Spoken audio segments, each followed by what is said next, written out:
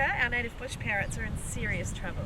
And these smart, boisterous, noisy birds were once found right throughout New Zealand and are now only found in a handful of forested areas in the North and the South Island.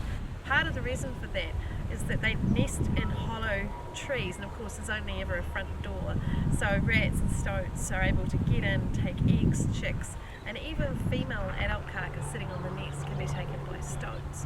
When we look at some of our kākā populations now, we can see that they're in serious decline, or that they're heavily dominated by just male birds, which ultimately means functional extinction for those populations.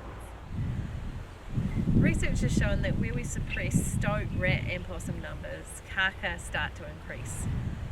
Waitutu Forest at the bottom of the South Island had one of the highest kākā populations in the mid-1980s, but since then that population has been in serious decline as a consequence of predators.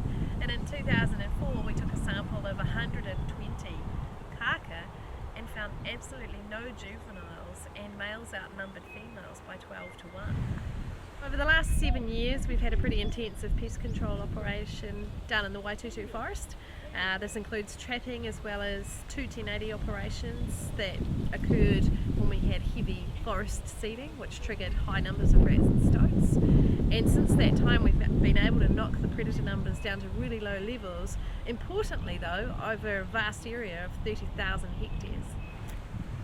So we know that the pest control operations at Waitutu are benefiting the kākā because we've been intensively monitoring numbers of native birds since 2006.